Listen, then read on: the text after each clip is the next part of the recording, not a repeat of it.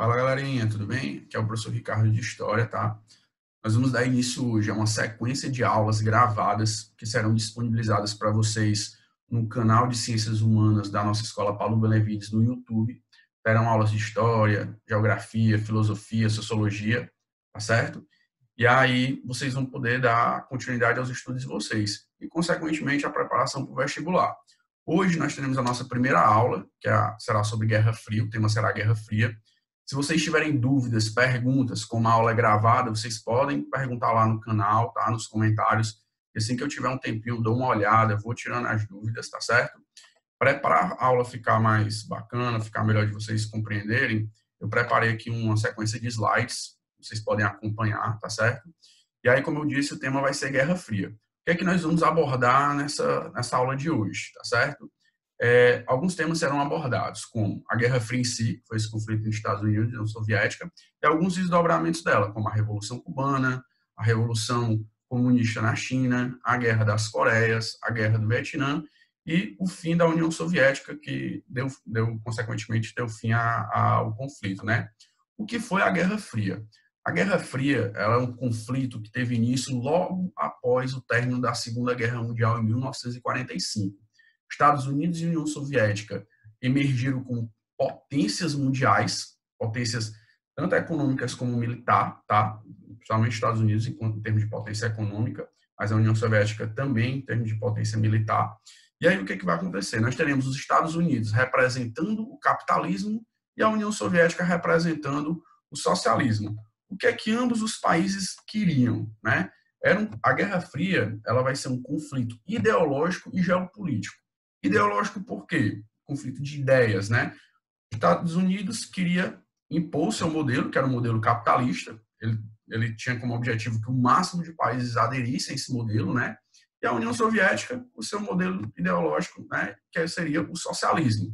Capitalismo e socialismo, que já foram temas que nós estudamos em aulas anteriores, no período que estavam sendo as aulas presenciais. Mas é também um conflito geopolítico. Por que geopolítico? Porque eles disputavam a hegemonia mundial, né? A hegemonia é essa controle mesmo do econômico mundial, tá? Da ordem mundial. Costuma-se dizer que o pós-Segunda Guerra foi marcado por uma ordem mundial chamada ordem bipolar. Por que bi? Bi de dois, polar de potências, que são as duas potências que nós já citamos agora, que são Estados Unidos e União Soviética, tá certo? O que acontece? Como eu já disse, esse conflito tem início logo após a Segunda Guerra Mundial. Estados Unidos e União Soviética tiveram um papel importantíssimo na derrota da Alemanha. A União Soviética veio expulsando as tropas nazistas do leste europeu e as tropas norte-americanas, né, no caso dos Estados Unidos, tiveram um papel importantíssimo na expulsão das tropas nazistas do território francês. Então, ambas as potências tiveram um papel importantíssimo, um papel central na derrota da Alemanha nazista. E aí, no pós-guerra, eles vão emergir como potências e vão ditar a ordem mundial naquele momento, tá certo, pessoal? No período pós-Segunda Guerra, o mundo ele ficou dividido. Ele ficou dividido, podemos dizer, em um lado capitalista e um lado socialista. O Oriente, representado pelo socialismo, e o Ocidente, representado pelo capitalismo. Costumava-se dizer que havia na Europa uma cortina de ferro, que a gente pode ver nesse slide aí, com essa linha preta, que dividia a Europa em dois lados. O lado oriental, né, que tinha como principal país a União Soviética, representando o socialismo, e o lado ocidental, né, representado pelo capitalismo. E o que vai acontecer? Então, nós tínhamos um mundo dividido nesse momento, né, havendo esse confronto de ideias, essa disputa pela hegemonia mundial dessas duas potências, e a gente vai perceber isso em alguns aspectos. Logo quando a Segunda Guerra Mundial ela acaba, vai haver uma série de conferências, entre elas uma muito importante foi a Conferência de Potsdam. O que aconteceu nessa conferência, tá? Os países vencedores, eles trataram de vários temas. Entre os temas tratados, refere-se à ocupação da Alemanha. Eles tinham muito medo de que o nazismo reacendesse na Alemanha. E para evitar que isso acontecesse, era necessário que os países vencedores realizassem uma ocupação do território alemão a fim de acabar com qualquer vestígio do nazismo. Livros, né, escolas nazistas, a educação nazista que era imposta naquela época, símbolos nazistas, então tudo isso era necessário ser destruído para evitar a volta desse movimento. E aí, a gente tem aí, de amarelo, a parte que ficou sob o controle da Inglaterra, do Império Britânico, de verde, o lado que ficou sob o controle dos Estados Unidos, e meio cor de pêssego, né, laranja, o pedaço que ficou controlado pela a França. E de roxo, o lado da Alemanha, a parte da Alemanha que ficou controlada pela União Soviética. Então, a Alemanha ela foi dividida em 4 partes. 3 partes, né? Seria o lado ocidental, de amarelo, verde, e essa cor meio pêssego seria o lado capitalista da Alemanha, e de roxo, a Alemanha socialista. Perceba que a capital da Alemanha, que se chama Berlim, estava toda no lado socialista. Porém, a capital ela também foi dividida. Então, Berlim ficou dividida em 2 partes, Berlim Ocidental e Berlim Oriental. O lado oriental seria o lado socialista e o lado ocidental, o lado capitalista. Aí, um fato interessante sobre essa divisão de Berlim é que, para o lado capitalista da Alemanha, né, que é essa parte que está representada pelas cores amarela, verde e laranja, adentrar a Berlim capitalista, ela teria que ir pelo território, né, o território controlado pela União Soviética, que é essa parte roxa até chegar lá. A União Soviética, em um determinado momento da Guerra Fria, proibiu esse acesso por terra. E aí, qual foi a solução encontrada, então, pelos Estados Unidos? Foi feita uma ponte aérea, 24 horas, onde aviões partiam de 1 a 1 hora, né, indo em direção a Berlim capitalista. Então, isso funcionou durante alguns meses, até que depois as estradas foram reabertas, permitindo o trânsito para Berlim capitalista, tá, pessoal? Então, Berlim ficou dividida através de um muro muito conhecido, que é o Muro de Berlim. A queda do Muro de Berlim em 1989, como veremos daqui a pouco, representa o fim da Guerra Fria, tá? Outras conferências importantes aconteceram também no pós-Segunda Guerra. Uma delas foi a Conferência de São Francisco, que permitiu que fosse criada a ONU, que é a Organização das Nações Unidas. A ONU ela tem várias frentes, né? Não só relacionadas à mediação de conflitos, mas também na área educacional, no combate à fome. Mas a mais importante realmente refere-se ao Conselho de Segurança da ONU, que tem como objetivo principal evitar que novos conflitos aconteçam, tá certo? Como eu disse para vocês, por que essa guerra vai se chamar Guerra Fria? Ela recebe esse nome por quê? Porque não houve conflito direto entre as potências Estados Unidos e União Soviética. Em nenhum momento as tropas americanas e as tropas soviéticas chegaram a se enfrentar diretamente. Mas houve conflitos indiretos, como nós veremos daqui a pouco, como é o caso da Guerra das Coreias e a Guerra do Vietnã. Tá bom, pessoal? Vamos dar uma passadinha no slide aí, que a gente já viu, né? A questão da cortina de ferro. Aqui a divisão da Alemanha em 4 áreas. E aí aqui tem alguns termos importantes, termos chaves, que vocês têm que saber relacionado à Guerra Fria. Primeiro, Estados Unidos representando um modelo capitalista, União Soviética, do lado oposto, representando um modelo socialista, tá? E aí nós vamos ter o seguinte, Estados Unidos, logo após a Segunda Guerra, o presidente Truman vai dar início a uma fase que vai se chamar de doutrina Truman. O que foi isso? A doutrina Truman refere-se à perseguição, né, ao combate ao comunismo, tanto nos Estados Unidos como fora dos Estados Unidos. Então, isso aí nada mais é do que o combate à propagação das ideias comunistas, que foi algo defendido pelo presidente Truman, e para isso ele não poupou investimentos para evitar que o comunismo se espalhasse pelo mundo. A União Soviética também tomou uma medida semelhante, né, que é o Cominform, que era um comitê que tinha como objetivo principal preservar o socialismo nos países que já eram socialistas, ou seja, porque tanto Estados Unidos e União Soviética eles tinham uma preocupação muito grande com o quê? Eles tinham interesse que novos países aderissem ao seu modelo ideológico, né? No caso, os Estados Unidos queria que aqueles países que fossem socialistas abandonassem o socialismo e aderissem ao comunismo, a União Soviética a mesma coisa, aqueles países que fossem capitalistas, eles desejavam que lá ocorresse uma revolução, que esses países adotassem o socialismo, mas eles também tinham uma preocupação muito grande em manter os países que já eram seus aliados, né? Então, no caso da União Soviética, manter os países que já eram socialistas e os Estados Unidos manter os países que já eram capitalistas. Daí surgiu, então, a doutrina Truman e o Cominform, do lado oposto. Outro ponto importante, que é bastante cobrado dos vestibulares, Do lado dos Estados Unidos, a gente vai ter a criação do Plano Marshall. O que é o Plano Marshall? É um plano de ajuda econômica aos países da Europa para que eles pudessem se recuperar. A gente sabe que no pós-guerra, muitos países ficaram destruídos, tiveram suas economias arrasadas, e aí os Estados Unidos, então, vai injetar dinheiro, vai emprestar dinheiro para aqueles países que prometessem, né, que concordassem em seguir o seu modelo. Isso aí se representou através do Plano Marshall. Tem outro plano que foi criado na época, que é pouco citado, mas é um plano que já caiu em vestibulares anteriormente, que é o Plano Colombo. Ele é a mesma coisa do Plano Marshall, só que ele foi aplicado para os países da Ásia. O Japão, que hoje é uma potência econômica, né, principalmente na área de tecnologia e no campo da educação, o dinheiro que veio para que o Japão se reconstruísse no pós-guerra foi através do Plano Colombo. Né? Até ironia, porque foi os Estados Unidos quem arrasou o Japão, principalmente após lançar 2 bombas atômicas, uma na cidade de Hiroshima e na outra de Nagasaki, e depois emprestou dinheiro para que o Japão se reconstruísse. A União Soviética também vai tomar uma medida semelhante, é o Comecon. O Comecon é um plano de ajuda econômica aos países socialistas para que eles pudessem fortalecer e se desenvolver, tá? Do lado dos Estados Unidos foi criada a OTAN, que é a Organização do Tratado do Atlântico Norte.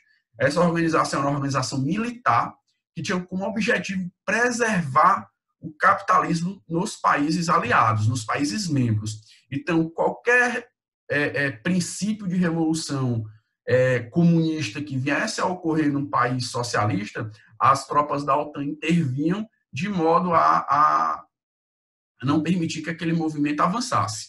Do lado soviético, nós teremos a mesma coisa, só que o nome será Pacto de Varsóvia. Então, também era uma organização militar formada pelos países socialistas do leste europeu, que tinha como objetivo também evitar que movimentos revolucionários que buscassem derrubar o comunismo fossem impedidos. Na parte da inteligência, né, inteligência da espionagem em si, a gente vai ter a criação da CIA, tá? Do lado dos Estados Unidos, e do lado da União Soviética, a KGB. Podemos dizer que eram polícias secretas que tinham como objetivo principal realizar espionagem mesmo, obter informações. Então, aquelas coisas que nós assistimos em filmes de agentes duplos que atuavam em mais de um país, que tinham dupla identidade, isso eram fatos que realmente aconteciam, tá certo, pessoal? Vamos avançando aí para o próximo slide, né? A gente tem uma imagem representando o capitalismo norte-americano e do outro lado o urso, né? Vestido aí com a vestimenta soviética, representando o socialismo, né? E ambos os países disputando aí a hegemonia mundial, tá? 2 termos importantes que aconteceram na Guerra Fria, 2 fatos importantes, aliás, é a corrida armamentista e a corrida espacial. A corrida armamentista aí, nós temos a representação de uma imagem, naquele período, tanto Estados Unidos como a União Soviética, eles tinham medo que uma guerra pudesse acontecer a qualquer momento entre eles. E se essa guerra acontecesse, era necessário estar preparado. Então, assim, tanto Estados Unidos como a União Soviética, eles investiram muito na produção de novas armas. Tanto é que hoje, os 2 países que têm o maior arsenal nuclear, que são bombas atômicas, são Estados Unidos e União Soviética, tá? Então, caso uma terceira guerra mundial acontecesse, que não aconteceu, essa guerra ela já não seria mais, né, com armas tradicionais. Ela seria uma guerra nuclear, porque ambos os países estavam armados até os dentes com ogivas nucleares. E eles tinham bases militares espalhadas pelo mundo, né? Estados Unidos tinham bases bem próximas, né, da União Soviética, e a União Soviética também tinha algumas bases próximas dos Estados Unidos, para caso um conflito iniciasse, eles pudessem bombardear um ao outro. Graças a Deus, esse conflito não chegou a acontecer. Se tivesse acontecido, nós não estaremos aqui hoje, né?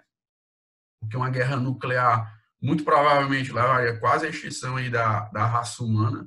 Tem uma frase do Albert Einstein, onde ele diz que se a terceira guerra mundial acontecesse, a quarta seria travada com paus e pedras, né? Porque nada mais restaria da civilização humana.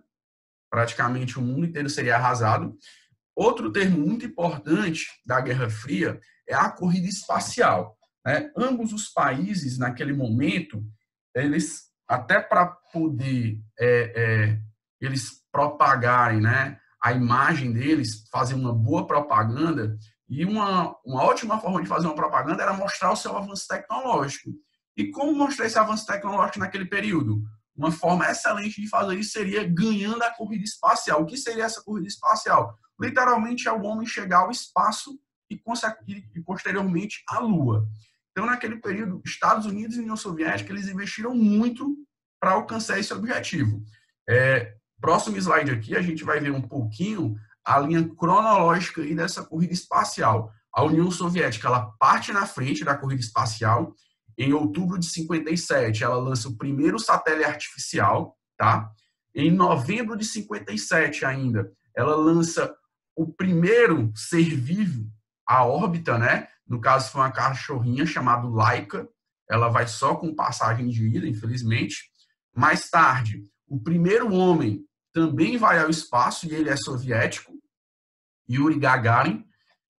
Posteriormente, né, os Estados Unidos faz o primeiro voo suborbital, o astronauta Alan Shepard, isso em 61. Mais tarde, a primeira mulher a ir ao espaço é soviética, Valentina Tereshkova, tá? Em 1963. E, posteriormente, os Estados Unidos faz o primeiro voo orbital à Lua. E, em 69, os Estados Unidos pousa na Lua.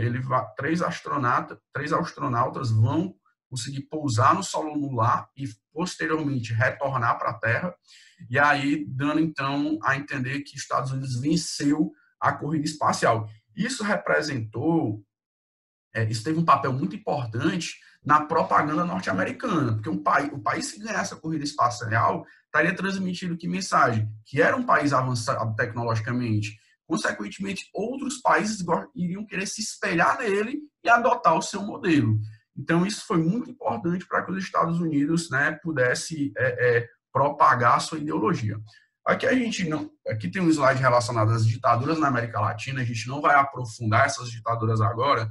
A gente vai ver posteriormente a ditadura no Brasil, que faz parte da história do nosso país, é um tema bastante cobrado nos vestibulares. Mas as ditaduras na América Latina, elas estão diretamente ligadas à Guerra Fria. Por que elas estão ligadas diretamente à Guerra Fria? Pelo seguinte, os Estados Unidos, quando ele percebia que na América Latina algum país estava caminhando para o comunismo, ele tratava de intervir. Não diretamente, mas indiretamente, em alguns casos até diretamente, né? Ele fazia o quê? Ele promovia golpes militares, para que os militares, assumindo o poder, impedisse que a esquerda assumisse o poder nos países da América Latina. A gente tem um caso emblemático, o caso do Chile, onde Salvador Allende vai ganhar democraticamente as eleições. Então, vai ser o primeiro representante do socialismo a ganhar democraticamente uma eleição na América Latina, e posteriormente ele é derrubado num golpe de Estado, onde Pinochet, o general Pinochet, assume o poder do Chile, e lá teve uma ditadura que foi extremamente severa, que durou vários anos, levou à morte de vários opositores do regime, tá? Mas o que é importante saber sobre as ditaduras na América? Que todas elas, em sua grande maioria, aliás, tiveram o braço dos Estados Unidos para impedir que o comunismo assumisse o poder aqui na América Latina. Então, os Estados Unidos eles tinham uma preocupação muito grande que o comunismo crescesse no quintal da América, né, que seria a América do Sul e a América Central. Para ele era inadmissível que isso acontecesse. Para que não acontecesse, então ele promovia golpes onde a extrema-direita assumia o poder e perseguia qualquer pessoa que defendesse ideias de esquerdas, ideias ligadas ao socialismo e ao comunismo, tá, pessoal? No Brasil, a gente teve isso. Estados Unidos, inclusive, há documentos oficiais que comprovam que os Estados Unidos orientou que o nosso primeiro presidente deveria ser Castelo Branco. Ele sugere que seja dado, que os militares assumam o poder no Brasil, e ainda orienta que o primeiro presidente deveria ser Castelo Branco, e assim foi, né? O regime militar no Brasil durou de 1964 a 1985, que será tema aí das nossas próximas aulas, tá, pessoal? Então, por favor, não esqueçam, a maioria das ditaduras da América Latina foram financiadas pelos Estados Unidos. A gente vai ver agora alguns desdobramentos também, outro desdobramento da Guerra Fria, que é a Revolução Cubana de 59, tá? O que foi a Revolução Cubana? Para a gente entender a Revolução Cubana, a gente tem que lembrar da Emenda Platt. O que é a Emenda Platt? A Emenda Platt ela é uma emenda que estava presente na Constituição de Cuba, onde nela afirmava o quê? Que os Estados Unidos poderiam intervir na ilha cubana. Cuba é uma ilha muito próxima dos Estados Unidos, que fica ali na região do Caribe, e essa Emenda Platt dizia que os Estados Unidos poderiam intervir em Cuba a qualquer momento, caso algo atrapalhasse os interesses norte-americanos, tá certo? Então, isso fez com que, durante muito tempo, Cuba fosse subordinada aos Estados Unidos e atendesse a todas as demandas norte-americanas. Antes de 1959, quem estava governando Cuba era um ditador chamado Fulgêncio Batista, e havia várias pessoas que faziam oposição a ele. Entre esses opositores estava um jovem chamado Fidel Castro. Fidel Castro fazia parte de um movimento chamado Movimento 26 de Julho, que era um movimento de oposição ao regime ditatorial de Fulgêncio Batista. E aí, Fidel Castro tentou, anos antes de 59, um golpe com o objetivo de derrubar Fulgêncio Batista, mas esse golpe não teve sucesso. Fidel Castro foi preso, depois ele foi libertado, foi exilado, foi para o México, e lá no México ele conheceu esse barbudo que vocês estão vendo aí na imagem, chamado Ernesto Che Guevara, tá? À esquerda, sentado, você tem o Ernesto, e de braço levantado aí você tem Fidel Castro. Eles se conheceram no México e lá eles planejaram realizar uma revolução em Cuba. Tiveram acesso às ideias do socialismo, do comunismo, e resolveram implementar isso na ilha cubana. Retornaram para Cuba e em 59 realizaram uma revolução, onde eles invadiram alguns quartéis e conseguiram derrubar a ditadura de Fulgêncio Batista. Os Estados Unidos, obviamente, não iam admitir que isso acontecesse no quintal da sua casa, né? Cuba fica muito próxima do território norte-americano, fica bem próximo ali do estado da Flórida, tá? E aí ele não ia permitir que isso acontecesse. Para isso, os Estados Unidos, então, resolveram financiar um contragolpe na ilha cubana. Essa tentativa de derrubar Fidel Castro ficou conhecida como a invasão à Baía dos Porcos e não teve sucesso. Foi um movimento frustrado. Os americanos, a CIA, apoiou algumas pessoas que desejavam derrubar o regime socialista em Cuba, mas o movimento não teve sucesso. Aconteceu em 61 e o regime comunista permanece em Cuba até hoje, tá? Um fato interessante da Revolução Cubana, desse período da história, foi a crise dos mísseis. O que foi a crise dos mísseis? Fidel Castro ele tinha muito medo de uma nova invasão dos Estados Unidos ao território cubano. E ele pediu ajuda da União Soviética. Que ajuda foi essa? Ele pediu que a União Soviética, além de conceder armas para o Estado cubano, também instalasse lá mísseis de longo alcance que pudessem atingir os Estados Unidos. A União Soviética, então, achou isso uma boa ideia e resolveu instalar ogivas nucleares no território cubano, de forma a ter mísseis que pudessem alcançar qualquer parte do território estadunidense. Os Estados Unidos descobrem que a União Soviética está instalando essa base de mísseis nucleares na ilha cubana e prontamente vai questionar a União Soviética. A União Soviética nega no primeiro momento, posteriormente os Estados Unidos apresentam imagens imagens aéreas tiradas de um avião espião, onde mostra essa base. A União Soviética, então, se compromete a desmontar a base e os Estados Unidos também se compromete a desmontar uma base de armas nucleares que ele tinha próxima à União Soviética, ficava na Itália e na Turquia, né?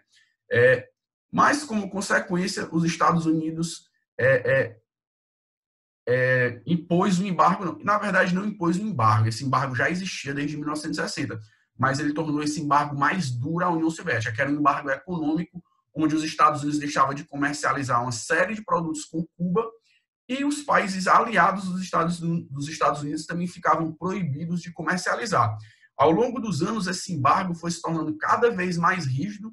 Isso teve uma consequência gravíssima para Cuba. Por quê? Porque quando a União Soviética começou a enfraquecer, que era o principal parceiro econômico de Cuba, Cuba se viu isolada.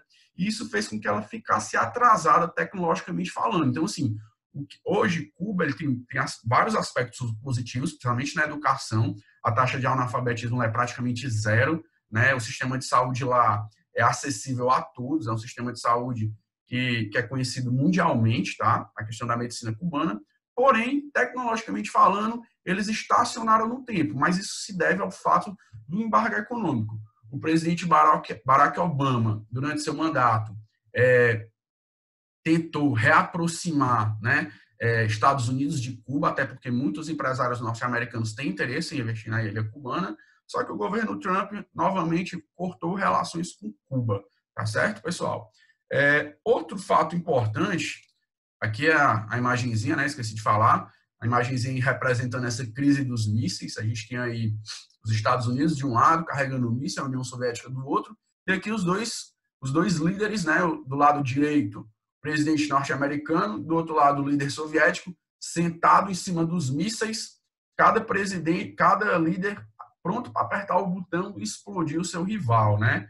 É uma charge que representa essa crise dos mísseis. É muito importante estar atento a essas charges, entender elas, porque o Enem ele gosta muito de cobrar questões, né, de interpretação, e às vezes a interpretação não está ligada somente a texto, mas a imagens também, tá certo, pessoal? Vamos lá, vamos continuar aqui avançando. Outro tema muito importante ligado à Guerra Fria se refere à China comunista, tá?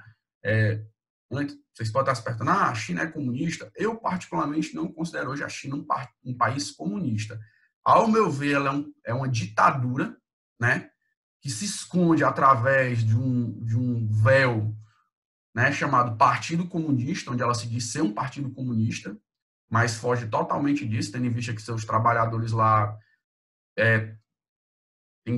trabalham em péssimas condições. E lá a gente tem uma economia de mercado. Você tem várias empresas inclusive de países extremamente capitalistas, como os Estados Unidos, que estão instaladas lá. Apple, Nike, né? Diversas outras empresas se instalam lá. Então, assim, é uma contradição muito grande. Como é que você pode ter um país que se diz comunista com empresas que representam o livre mercado? Então, hoje a China não é um país comunista, como eu disse. Ela é um país que se diz comunista, mas que tem um livre mercado. Na verdade, é uma ditadura que se veste de comunismo, né? Mas de comunista não tem nada. Mas como é que começou essa história do comunismo na China, tá, pessoal? A China, de 1927 a 1937, ela vai enfrentar uma guerra civil. Que foi essa guerra civil que aconteceu na China? A China era governada por um cara chamado Chiang Kai-shek. Chiang Kai-shek ele era o líder do Partido Nacionalista, tá, da China. Era um partido de direita e ele governava a China. E a China era um país que a maioria da sua população vivia em péssimas condições, tanto os camponeses como os trabalhadores das fábricas. Em oposição ao partido nacionalista, existia o Partido Comunista da China, cujo principal líder desse partido era um homem chamado Mao Tse-tung. Mao Tse-tung, então, ele resolve fazer uma revolução na China.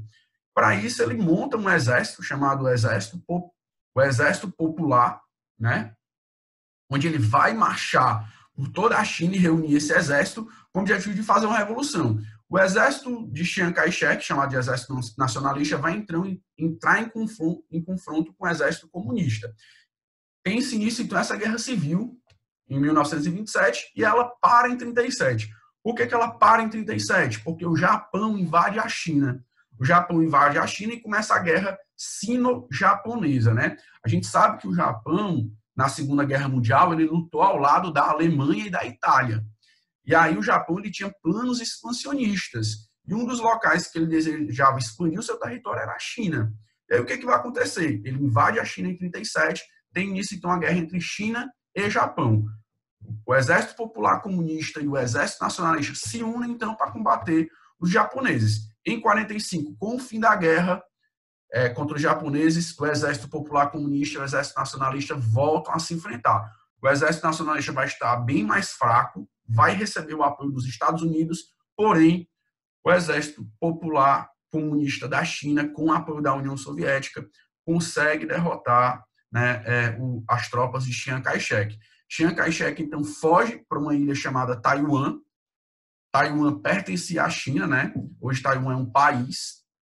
A China não reconhece Taiwan como um país, diz que a Taiwan é uma província rebelde, né? O mundo todo reconhece Taiwan como país, mas a China não. A China diz que é uma província rebelde que logo, logo será domada, né? Mas já está nisso há vários anos e o mundo todo considera Taiwan um país, tá, pessoal?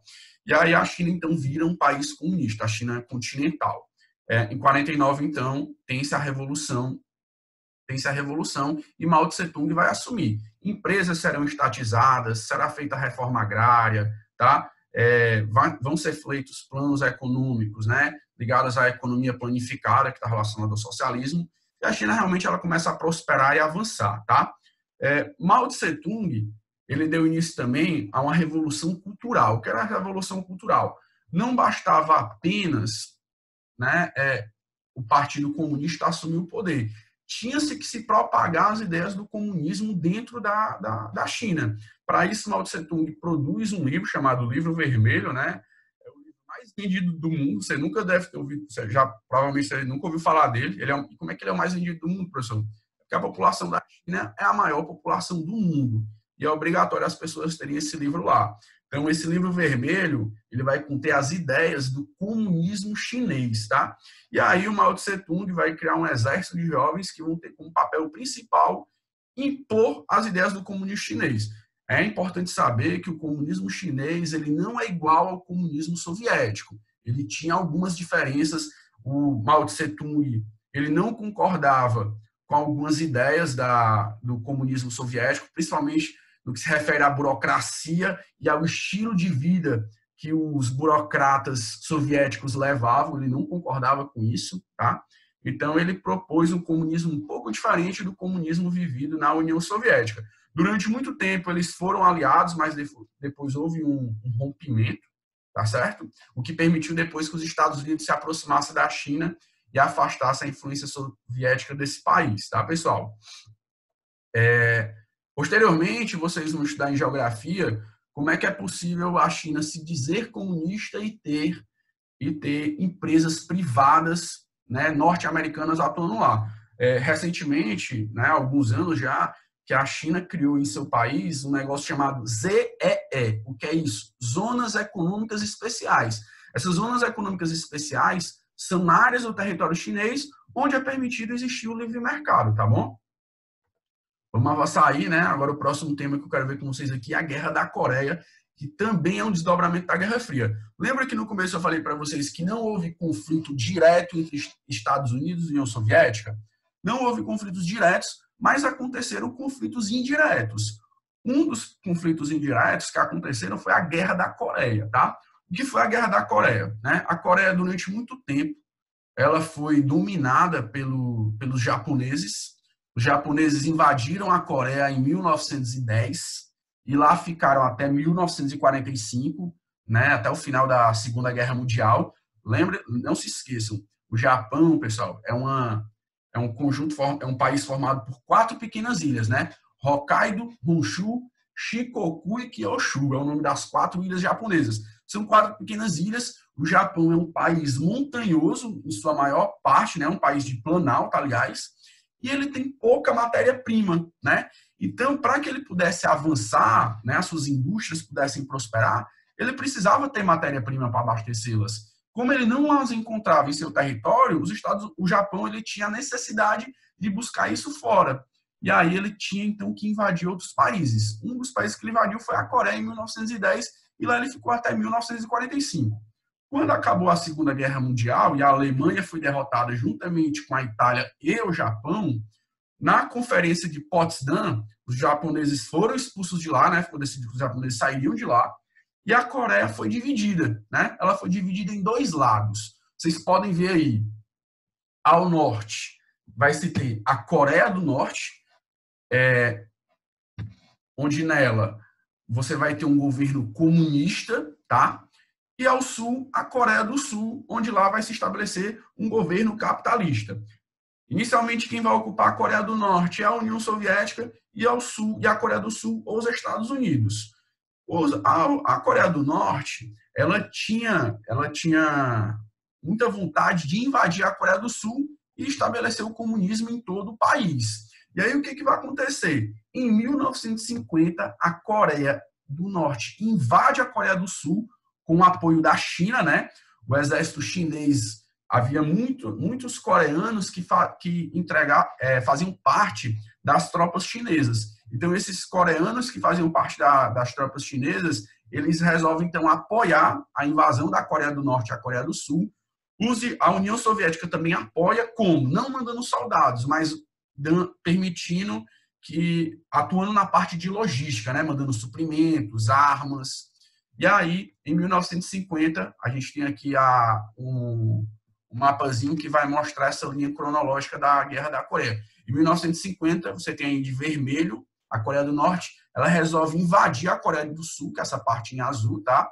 O que dividia a Coreia do Norte e a Coreia do Sul era o paralelo 38, né? E aí eles invadem, em menos de 3 meses a Coreia do Norte domina praticamente toda a Coreia do Sul. Os Estados Unidos, então, intervêm, mandando soldados, tá? Ele não mandou apenas armas para a população da Coreia do para o exército da Coreia do Sul, não. Os Estados Unidos mandou soldados mesmo, mandou tropas para aquele território para impedir o avanço da Coreia do Norte. E aí, rapidamente, as tropas da Coreia do Norte foram expulsas da Coreia do Sul.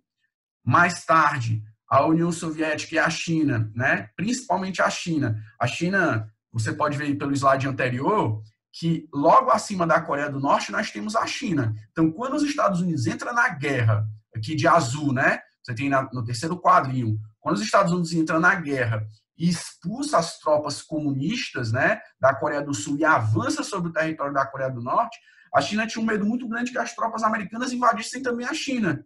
Então, a China resolve entrar no conflito e expulsar as tropas americanas da Coreia do Norte. Então, ela entra, ela tem um papel decisivo, e aí a guerra, então, ela vai para essa terceira fase, né?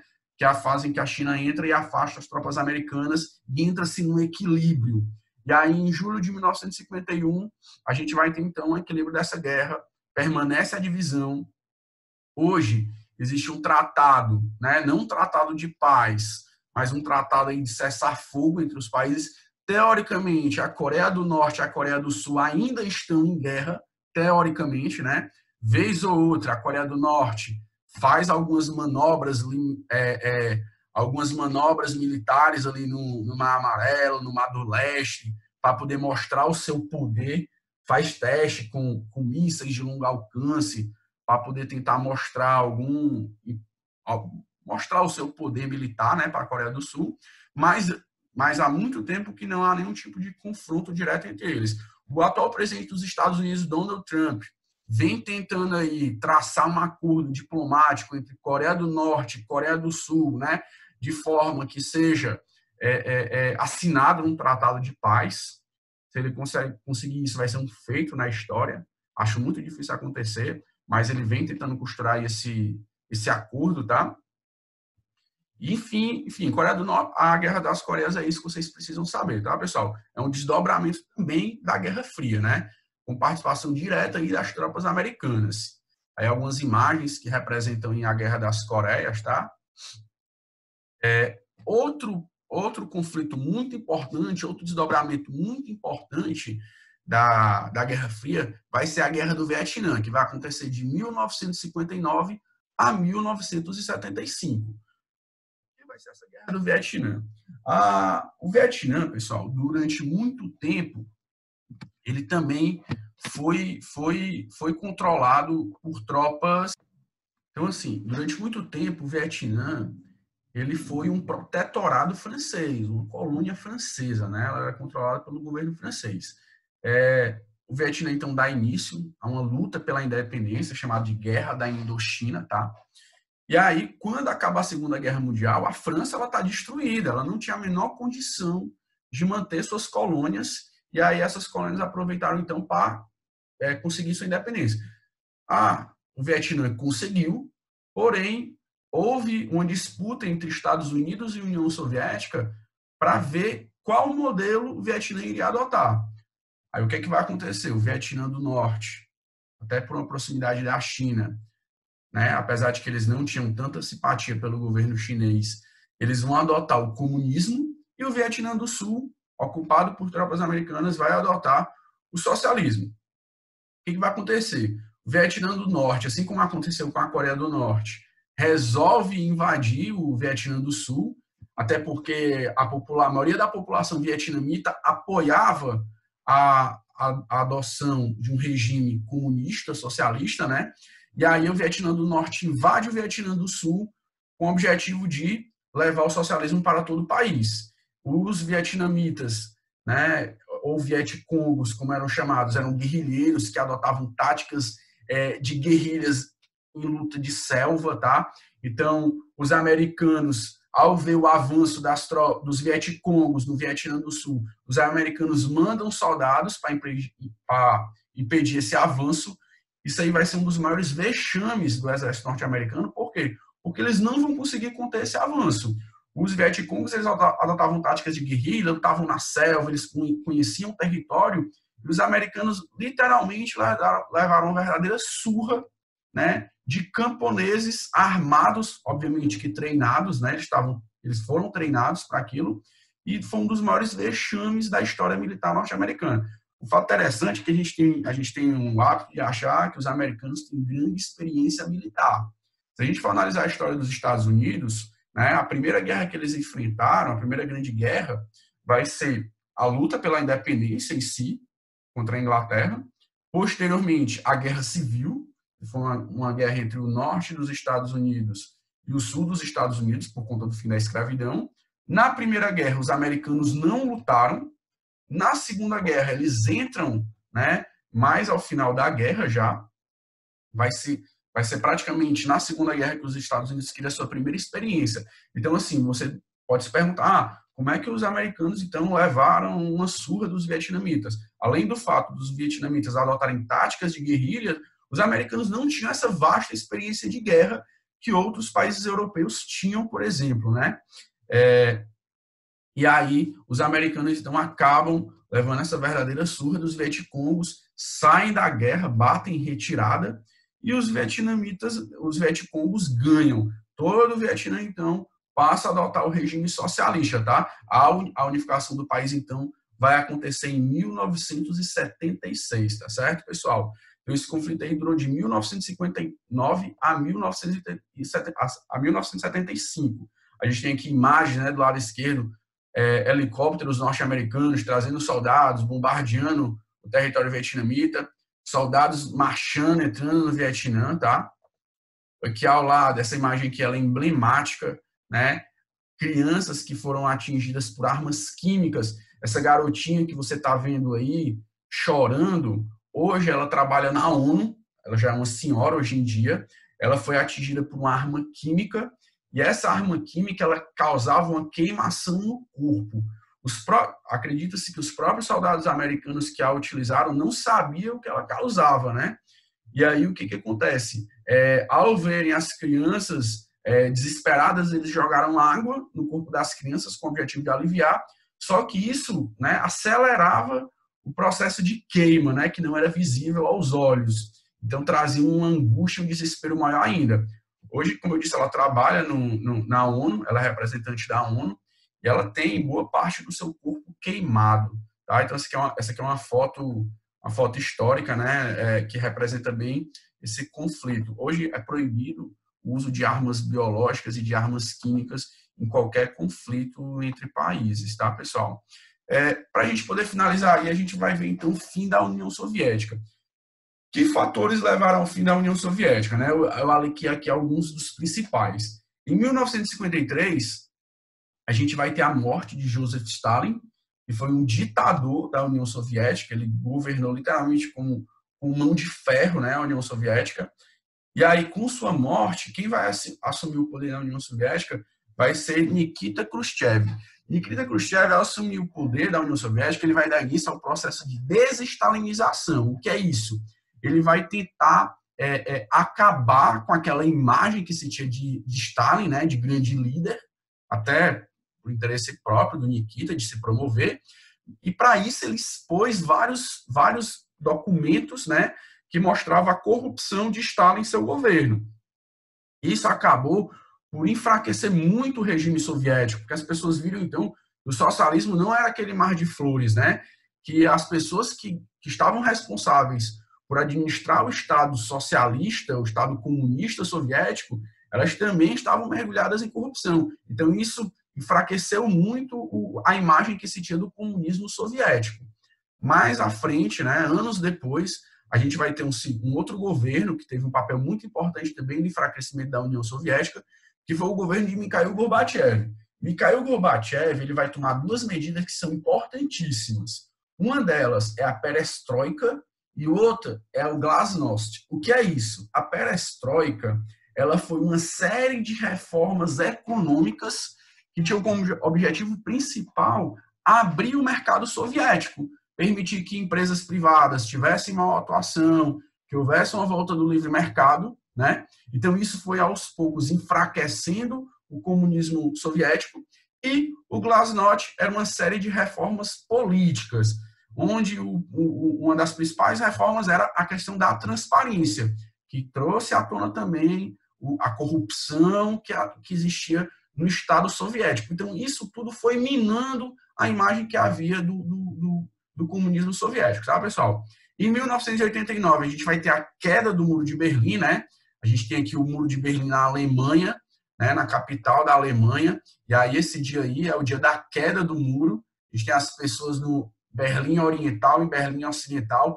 Para vocês terem ideia, haviam famílias que foram separadas pelo muro, né? Às vezes irmãos, né, que moravam de um lado e o outro ficou do outro, já tinham suas famílias respectivamente, né?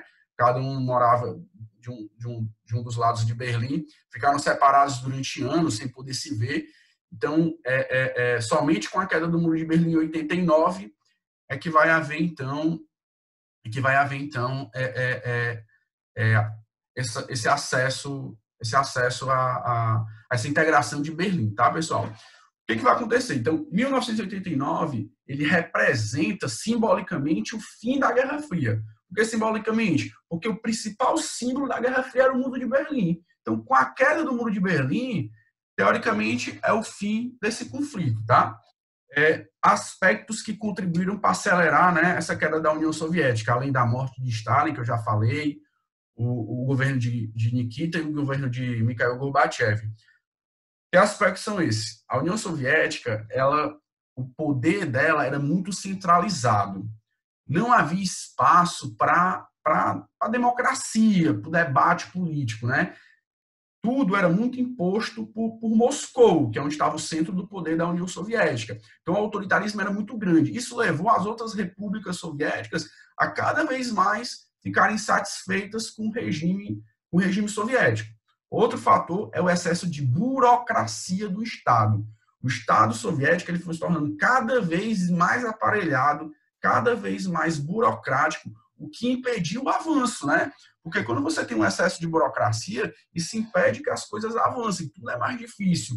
Então, isso fez com que a União Soviética fosse perdendo aos poucos competitividade, porque empresas na área de tecnologia eram impedidas de existir, nem nasciam devido ao excesso de burocracia. Então, isso foi enfraquecendo aos poucos o governo soviético, tá? E por último, a gente tem a questão da corrupção. Em 1991, então, a União Soviética ela é dissolvida. Lembrando que a União Soviética é União das Repúblicas Socialistas Soviéticas, então ela não é composta somente pela Rússia, ela é composta por outros países, por outras repúblicas. Então, claro que o poder ficava centralizado com a Rússia, elas se dissolvem, elas se separam em 1991 e elas se deparam com esse mundo capitalista. Ao se deparar com esse mundo capitalista, né, onde elas não estavam preparadas para isso, elas resolvem, então, se ajudar mutuamente, enfrentar esse novo mundo, né, entrar nesse novo mundo juntas. essas repúblicas. E aí, para isso, eles criam um bloco econômico chamado Comunidade dos Estados Independentes, que é a CEI. Esse bloco econômico vai ter como principal país, né, com principal liderança, a Rússia. Esse bloco existe até hoje, né? Inclusive, há alguns anos atrás, a gente teve um desentendimento desse bloco, pois a Ucrânia pretendia deixar a CEI para futuramente entrar na União Europeia. Isso trouxe uma série de desdobramentos que nós iremos ver posteriormente também numa aula de atualidades, tá, pessoal? Então, hoje, o que nós temos é isso. As antigas repúblicas que faziam parte da União Soviética, hoje todas adotam o modelo capitalista, né, uma economia de livre mercado, e elas, em sua grande maioria, optou por fazer parte dessa comunidade dos Estados independentes. 3 países de cara não quiseram fazer parte, né?